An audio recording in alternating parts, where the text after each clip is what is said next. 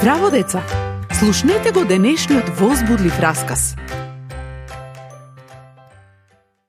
Улиците биле правливи, сонцето било вжештено на небото и повторно питачот седнал покрај патот.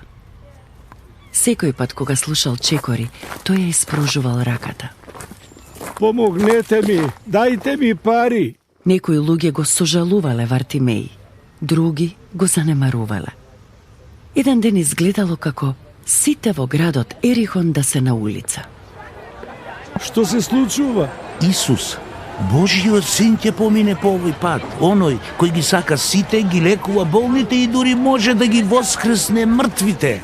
Слепиот Вартимеј почнал да се надева дали Исус ќе го слушне ако викне по него.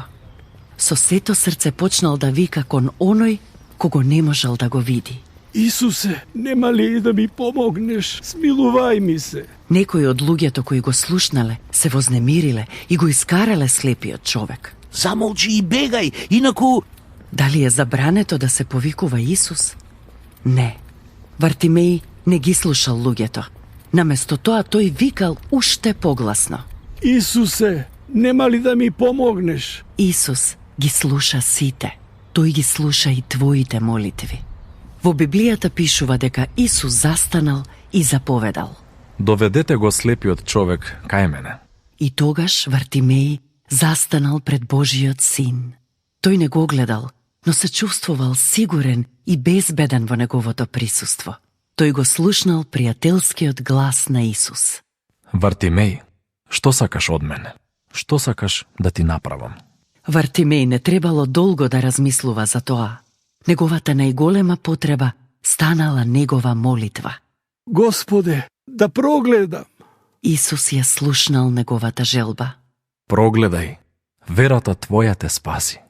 Токму во тој миг Вартимеј можел да гледа целосно. Неговите очи го виделе оној кој ја слушнал неговата молитва и одговорил на неговиот крик. Пресреќен, Вартимеј му се заблагодарил на Исус и оттогаш го следел Исус со цело срце. Во Библијата Бог ти вели: и повикај ме во тежок ден, јас ке те избавам, а ти ке ме прославиш. До следното слушање.